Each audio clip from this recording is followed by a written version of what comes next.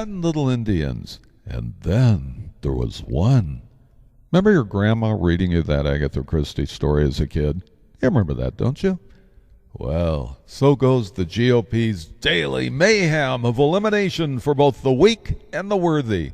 Surely it was promoter Don King's pugilist dream matchup of the century, where the world's most wily heavyweight presidential contenders faced off in this, a ghoulish gladiators GOP slugfest. It was a drunken, gratuitous, barroom brawling entertainment straight from Caesar's Roman Colosseum, replete with a plethora of sufficiently prurient pummeling blows that didst render splattered blood enough to satiate every spectator's pervy delight. This, along with the contenders' wives, manipulatively thrown together by smack-talking innuendo as an amusing undercard attraction, prancing around the ring in high heels and scanty attire as the sole-sanctioned boxing ring girls of this GOP duel to the death. And all this while a disenfranchised Paul Ryan tantrums like a pouty, jilted chick. God, do I love politics. Are we having fun yet? With only those 2 Republican Indians left, the morning of Donald Trump's most apocalyptically auspicious day of the Indiana primary, you gotta been asking yourself from the very beginning who'd be that last one standing. As your always scrupulous political medical examiner and prognosticator of an ever-waning presidential procession of pugnacious petitioners, I shall, with a heartfelt purity of even-handed intent, endeavor to parse out the prevailing worthiness of those last 2 combatants and dissect the post-mortem remains of a defeated Ted Cruz and a very petulant RNC establishment in this, my best ringside blow-by-blow, Howard Cosell-esque commentary. Like a drowning man ever grasping at straws and completely out of touch with reality, lying Ted Cruz, right up to his self-inflicted meltdown demise in Indiana, was still hysterically stoking the ego-tripping presidential aspirations of his would-be fantasy administration, trying to read the wind of his make-believe constituency. And considering the fact that he had, at that time, absolutely no earned viable path to the Republican nomination whatsoever, Ted Cruz, in a futile gesticulation of abject desperation, had prematurely and most embarrassingly announced Carly Fiorina as his very early vice presidential running mate, as if this pathetic proposition of frivolously distracting political chicanery would have made any difference at all against the overwhelming force of a Donald Trump presidential tsunami. In fact, Ted's lowbrow, undignified act of humiliating political self-flagellation the day of his campaign's total evisceration in Indiana by Trump, and in the wake of Cruz announcing his running mate so inappropriately soon when he would have eventually lost to Trump anyway in California, most assuredly begged the question as to whether Cruz, at the time of his inevitable California loss, would have also been prematurely announcing his appointed fantasy cabinet members and conservative Supreme Court justice nominees as well, just to keep treading water and winning favor with the RNC and his illusionary constituents. The stunningly deranged megalomania of Ted's arrogance and self-entitlement is beyond human perception, but it was perhaps the melodramatic news conference the morning of his Indiana primary where, straight from the 1952 zeitgeist of Fenway Park in a Boston Red Sox moment of revealing clarity, that Cruz, emotionally imbued by the apparition of shortstop Jimmy Pearsall, finally revealed the full measure of his psychopathic machinations. Green with envy over Donald Trump's coveted endorsement by Hoosiers coach Bobby Knight, Ted Cruz, if you'll remember, held a rally in the same gym in Hickory, Indiana, where the make-believe Hollywood movie about the life and times of this legendary Indiana coach was filmed. The movie, simply entitled The Hoosiers, starred renowned actor Gene Hackman as the embodiment of heroic coach Bobby Knight. Though a most well-made and entertaining film, The Hoosiers, after all, was still only a pretend Hollywood movie, but Cruz, desperately trying to abscond with the momentum of Trump's prestigious endorsement by the real Bobby Knight, went into a preacher's passionate hellfire and brimstone discourse with the media during his Indiana rally, extolling, amongst other things, the virtues of his famed Hoosiers coach, as if Cruz himself had just acquired the actual endorsement of the real Bobby Knight instead of Trump. I mean, if Ted felt that Coach Knight's endorsement was so desirously indispensable to his campaign in Indiana that Cruz, not unlike Beatrix Potter's scandalous larceny or Peter Rabbit, needed to embark on such a deviously compulsive, harebrained, and thieving charade of stealing Trump's carrots out of Mr. McGregor's garden in Hickory, one might have thought Cruz, for sanity's sake, would have just gotten Hollywood actor Gene Hackman to endorse him instead and pretend it was the real Coach Bobby Knight. Shame on you, Ted, you naughty, naughty thief. And while we're currently in the midst of examining any vague semblance of integrity or prevailing degree of sanity that Cruz may have actually thought he ever possessed, what was Ted's father, Rafael Cruz, doing in a period-correct 60s photograph taken by a CIA field operative standing alongside Lee Harvey Oswald just before the Kennedy assassination? Obtained through the Freedom of Information Act, and not to be ignored, the insinuation of this provocatively indicting photo suggests an honest question of culpability via dubious associations to all parties concerned. This important photograph chronicles a timeline up to the moment of the president's actual murder in Dealey Plaza and Lee Harvey Oswald's known associates at that time. These actual photographs were also important pictorial exhibits contained in a chain of official material evidence from the Warren Commission files that were part of the ongoing investigation into the Kennedy assassination.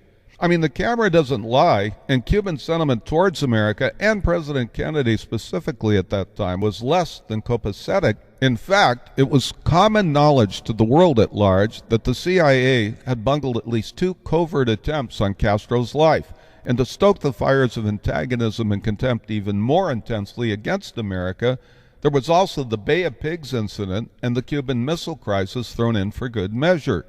It wouldn't have exactly taken rocket science to deduce the notion that Cuba, and Russia for that matter, really didn't like us very much. So consider the fact that anti-Castro Cubans judged the U.S. policy on Cuba to be insufficiently bellicose at that time, and many American and Cuban national militant activists subsequently blamed Kennedy for the failure of the invasion of Cuba at the Bay of Pigs in 1961. Oswald's documented links to anti-Castro Cubans in New Orleans in the summer of 1963 suggested that if Oswald had been involved in the planning of the assassination, perhaps anti-Castro Cubans had been too. It certainly makes sense that if elements of the anti-Castro movement were behind the assassination, and Cuban-born Rafael Cruz wasn't just taking a leisurely walk in the neighborhood that day when he quite randomly just happened upon Lee Harvey Oswald and his cronies when this picture was snapped, the question then becomes, what was he doing in this picture at all? And since he was obviously there in person and appeared in the CIA-obtained photograph of Lee Harvey Oswald under his own volition, then what was Ted's father, Rafael Cruz's, true association with Oswald? I mean, there must have been a reason those two were standing together in this picture handing out propaganda flyers, even if it was as innocuous as Raphael's shared anti-Kennedy conspiratorial sentiment with Oswald's ad hoc militant Fair Play for Cuba movement. Just think about it. Cruz, now Satan's obsequious grand instrument incarnate, would have surely been the chosen Grand Inquisitor of Arthur Miller's Crucible, a ruling arbitrary collective, an ideologically controlling governmental mandate of globalist behavioral metaphoric conformity. A would-be Cruz administration, insinuated upon the world like a plague of locusts, etherizing the masses by way of that modern-day lying Pied Piper of globalist utopian bliss. It's gangster Ted Cruz, folks, that ever-McCarthyistic conformist, leading the ignorant and unsuspecting that dwells somewhere in the political allegoric depravity of Stanley Kubrick's Clockwork Orange.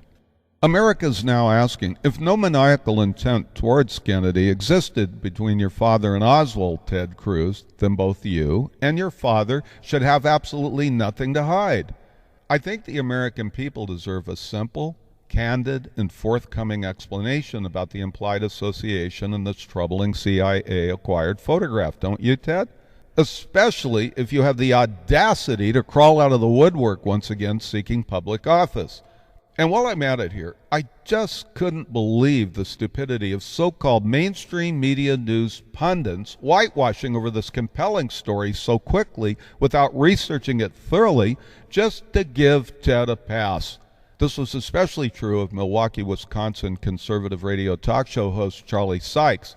I mean, if the know-it-all, blowhard, lazy, pontificating Sykes had spent less time embarrassingly shilling himself for Ted Cruz just to hold on to his 15 minutes of national media fame with the RNC, and more time doing a thorough journalistic background research query instead on Cruz, a pathologically flawed Meshuggah candidate, Sykes might have actually gotten his coveted 16th minute of additional national media fame, exposing Cruz by way of telling America the unsettling truth about him. Instead, dim-witted, self-promoting Sykes came off more like a pathetic small-time Rush Limbaugh wannabe establishment robot hack, schlepping his obscure Don Quixote-esque broadcast program trashing Trump, forever marginalizing Sykes' own mediocre career to localitis obscurity. Sorry, Charlie. See ya. At this point in Ted's frenzied, unhinged media diatribe that fateful morning of the Indiana primary, lying Cruz went into a complete emotional nuclear meltdown, the explosive impetus of which could only be described as the Mount Vesuvius eruption of Howard Dean's infamously insane "I Gotta Scream" speech. With Ted's now wounded and defeated id bleeding profusely from every pore of his wannabe presidential persona, Cruz then launched into an accusatory, self-loathingly propelled invective against Trump, the rancid verbal diarrhea of which could only be described by the infamous Nurse Ratched in her loony bin as 100% certifiably insane. Cruz, still jealously green with envy, and now delusively accusing the Donald of being everything from a lying misogynist to a serial philanderer. Everything, by the way, for which Trump is completely innocent, and Ted Cruz himself is totally guilty. Ted pitifully hammered on. In fact, I'll have a lot more to say about the subject of lying Ted's serial philandering, complete with hush money payoffs and documented photographs, all coming up in this broadcast, so stay tuned. From state-of-the-art worldwide headquarters in Washington, it's Gibraltar Studios International, bringing you political news analysis and commentary with America's foremost authority, Dr. Dave Thomas. In London, I'm Jane Victoria speaking.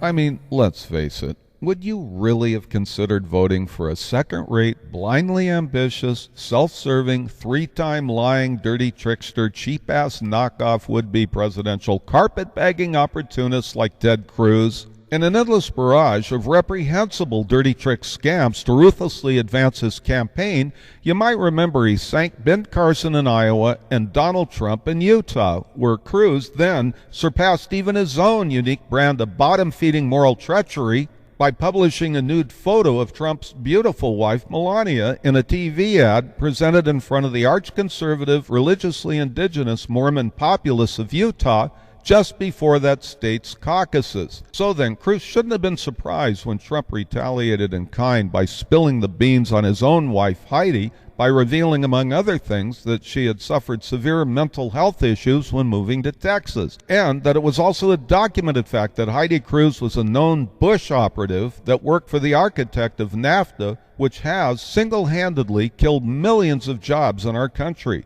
And she, not unlike Bill and Hillary Clinton, were all members of the economic globalist promoting Council on Foreign Relations, whom, in Senator Cruz's own words, called a nest of snakes that seeks to undermine national sovereignty. And she worked as an executive manager for Goldman Sachs, that same global bank that Ted Cruz not so inconspicuously left off his federal financial disclosure to run for the presidency. This is the same global bank, by the way, where Cruz also took out a loan to fund his own bid for the U.S. Senate. And Goldman Sachs was the same global bank whose chairman was also on the board of the Federal Reserve. Talk about economic globalist Washington insider elitism. This is the epic example of the fox guarding the hen house.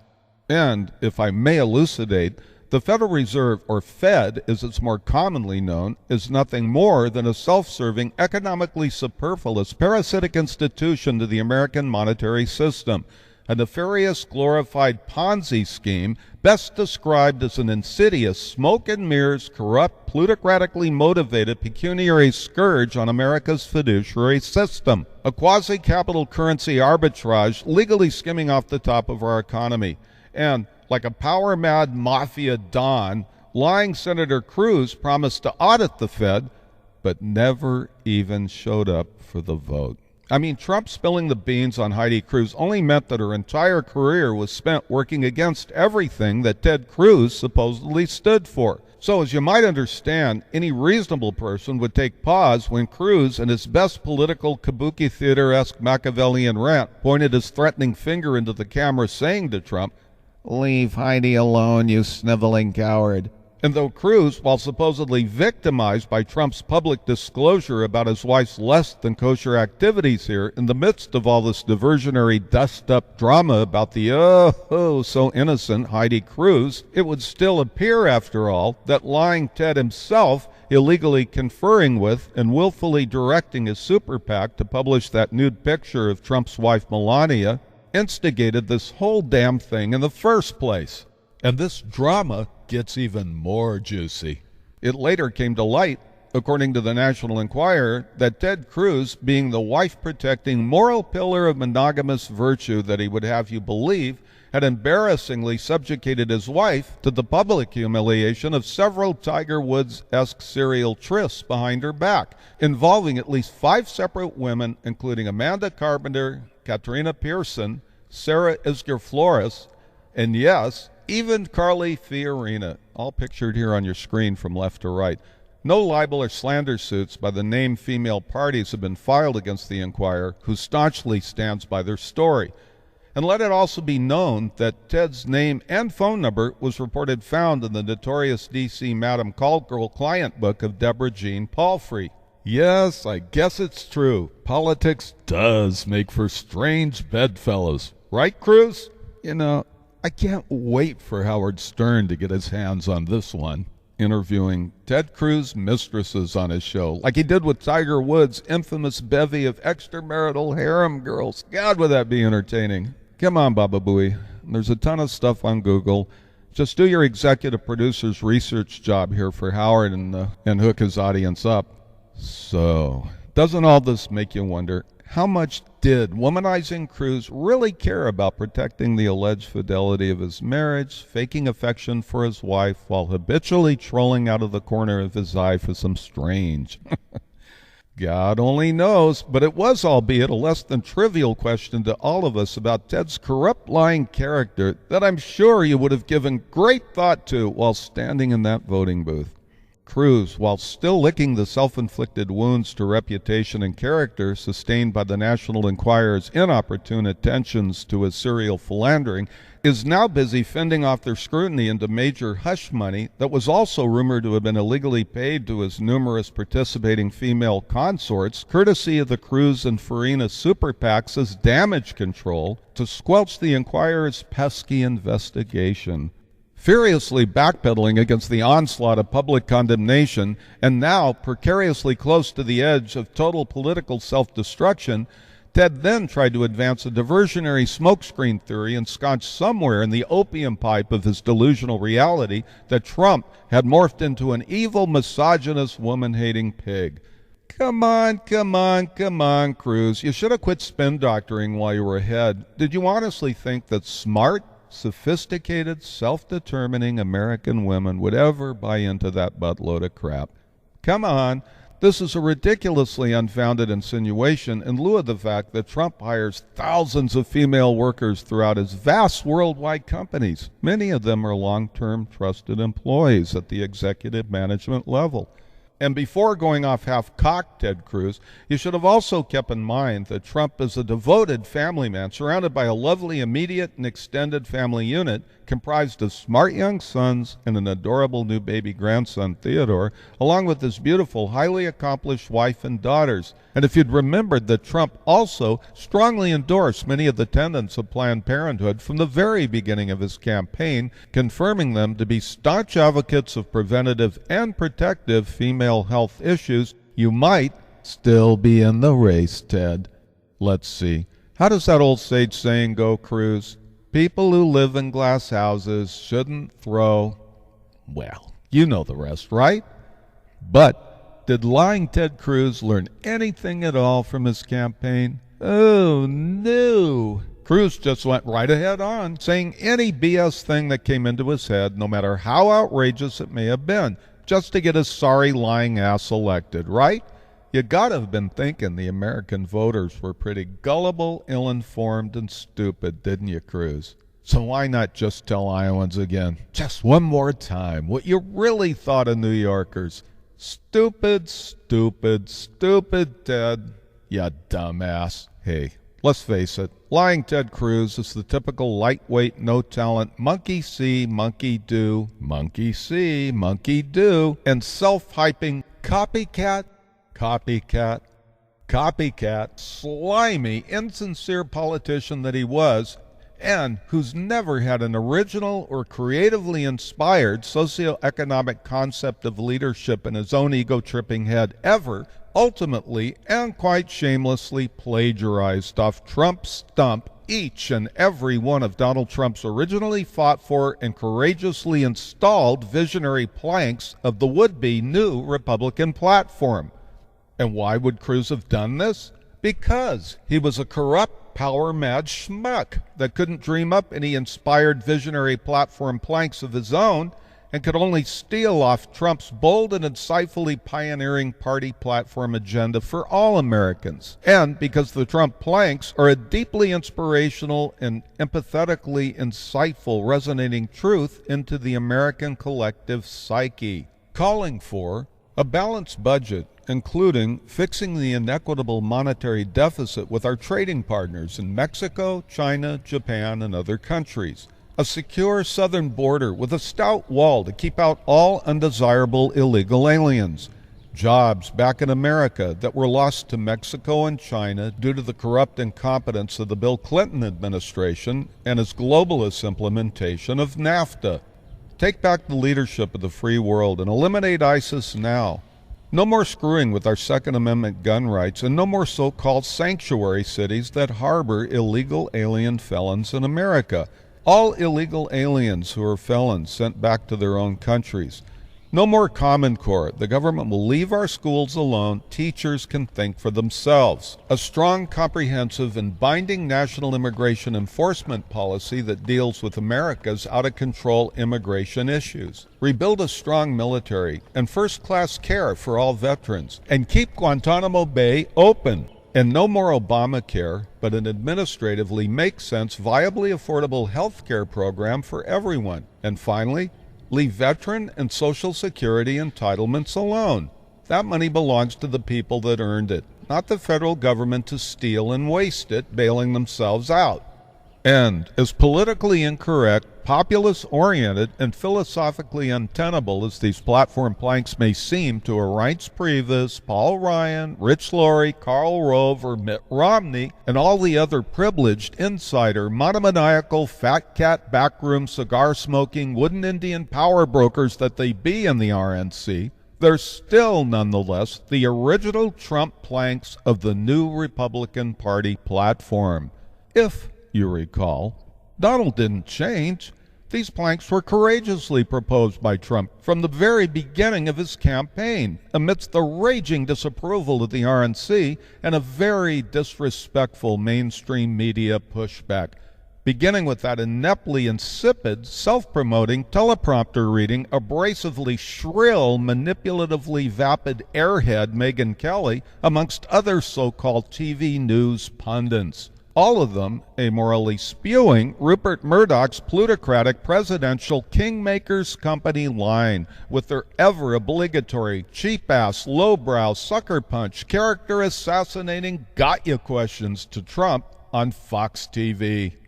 Drunk with power, like the pack of wild, cowardly hyenas that they are, these TV news bottom feeders swarmed all over Trump, categorically discounting Donald's candidacy as a laughable joke.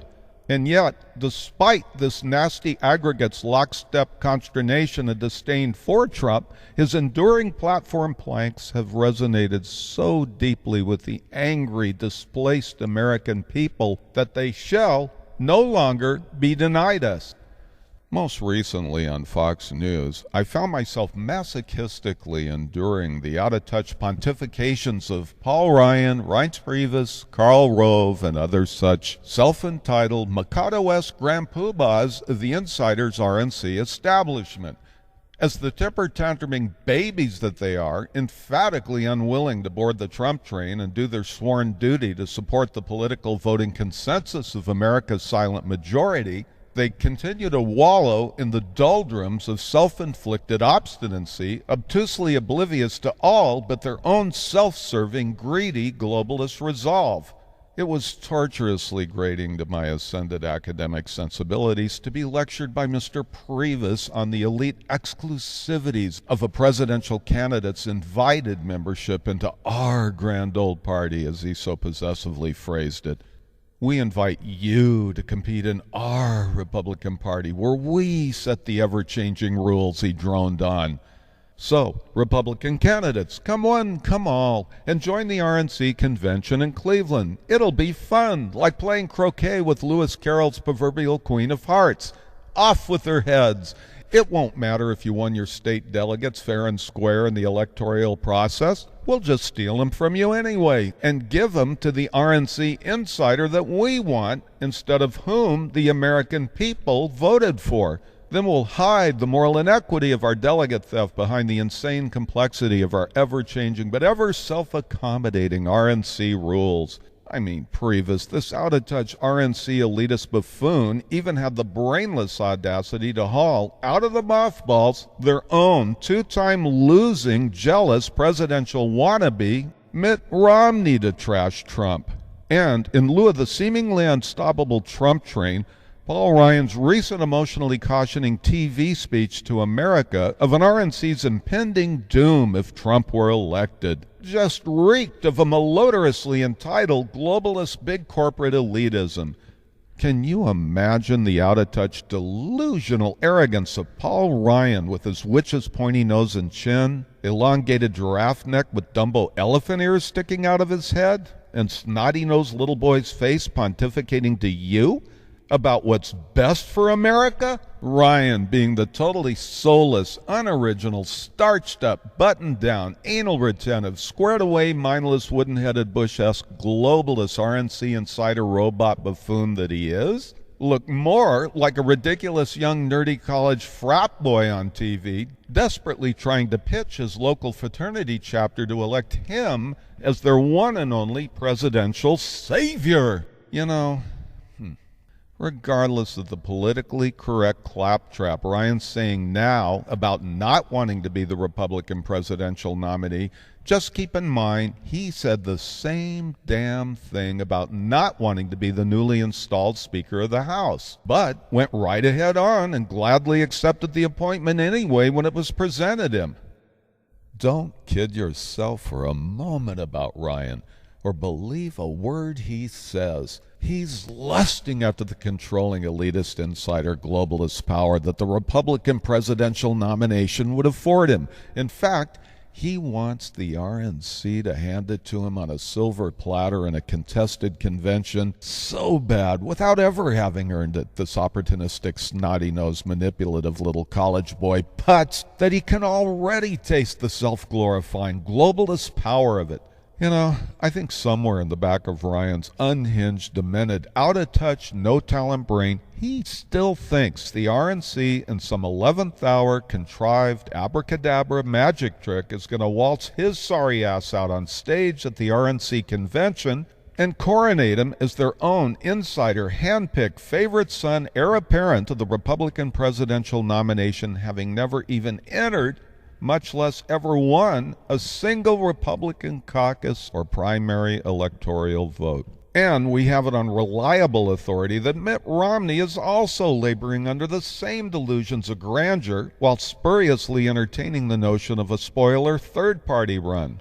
So, Reince Priebus and your cronies, just ask us if America cares about what Paul Ryan thinks of Donald Trump, you pompous RNC asses.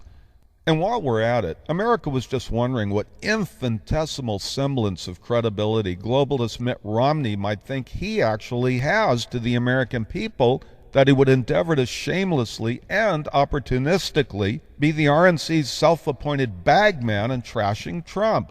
Yes, Mitt, with that signature smug-ass smile of privilege on your face, and being the shameless, opportunistic corporate rating carpetbagger that you are, and you would dare to arrogantly trot yourself out of forced, self-inflicted retirement as the ultimate RNC henchman to trash a man of Trump's stature and accomplishment in this world?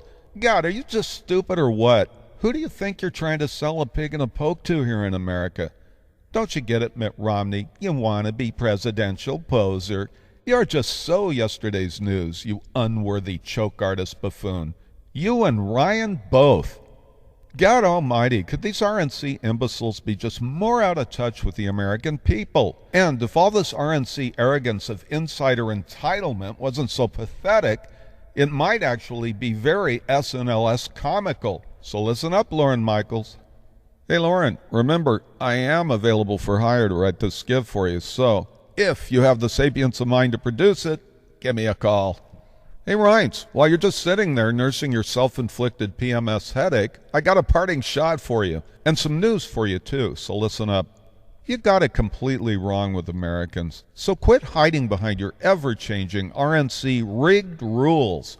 It's just so totally over for you and your RNC cronies. It's now our Republican Party, not yours. Get it? You might want to wake up, buddy boy, and smell the coffee, and get aboard the Donald Trump train express, or it'll leave your ass behind. You don't have an elitist establishment, old cronies, big business as usual, RNC controlling Republican go-to-boys club anymore, calling the shots. Haven't you been noticing? Well, supporters aboard the Trump train sure have. It's over. Yes, it's over, Reince. The American people are now in charge, so you better start getting used to it. The American people are taking back the party and the power and you and your phony would-be brokered Republican National Convention and secret dump Trump backroom strategy meetings in Florida with your globalist Paul Ryans and your Mitt Romneys, Rich Lorries, Karl Roves, and Sean Spicers no longer have a place in it with the American people anymore. I mean, listen up, folks. Before Ted Cruz self-destructed in Indiana, the RNC was actually lining up contested convention voting delegate contingencies, thinking that they could have later on shoehorned in an RNC no-talent, unoriginal milquetoast hanger-on figurehead puppet on a string like John Kasach's disease, who was, most indubitably, someone they thought could have easily been controlled into implementing their elitist globalist agenda both before and after his nomination. This despite the fact that at the time he had even less earned delegates than little Marco Rubio, who was no longer even in the race. Well, you can surely take my word for it when it comes to divulging these insane backroom first RNC shenanigans. And take heed, the RNC and Paul Ryan aren't through yet, so look for some very unpleasant last-minute rule manipulating surprises in Cleveland, like Trump's hard-won first-ballot delegates mysteriously not even showing up for the vote. But just remember, folks, the Donald Trump army already has a heads up. And if the RNC thinks they can pull the wool over the American voters' eyes, the insider, power-mad, globalist-promoting RNC can just think again. No matter how much they'd like to, they can't stop the people's Trump train. If you haven't noticed, Donald Trump, against all odds, has courageously established and doubled down on the brand-new People's Agenda for the American Republican Party, based on his accomplished international business acumen and a corresponding sociological common-sense vision for our country and the rest of the world. Don't you see? Donald gets it. He gets it completely. And that's why he resonates so deeply with the millions and millions of disgruntled New Republicans, crossover Democrats, and independent American voters that he has single-handedly brought into the party. We are all loyally voting for him, and only for him. And the globalist promoting RNC better listen up, because there's nothing you can do to change our minds, so just live with it. Hey, Rhines. Hey, Ryan. Hey, Romney. And all you other out-of-touch RNC morons. Quit acting like the pouty, jilted chicks that you are. We're dumping you. And in my native Atlanta GA Southern dialect, I say to you, Hamwisi, baby. America's throwing your sorry ass off the Trump train and dumping y'all forever. We're salvaging any remaining fragmented socioeconomic truths left over into the one super streamlined revolutionary spirit of the new constitutionally compliant Republican pan-political party that no longer acknowledges the Republican elitist status quo. Our party is that of the people's political truths, not the controlling elitist special interest coffers. This is the day of the liberated American pan-political. As our founding fathers before us, in the nationalistic, patriotic spirit of '76, this is truly the dawn of a new day, and the dawn of our new Republican Party, of which I am proud to be a member and proud to have coined its name.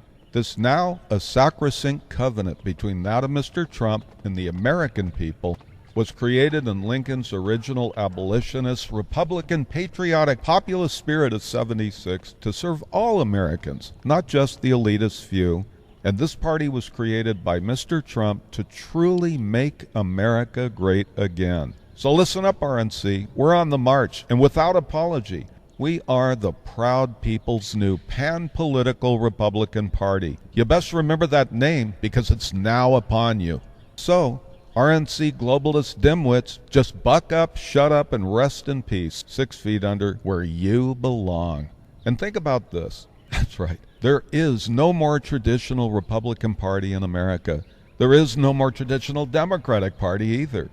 There is now only the Republican pan-political party.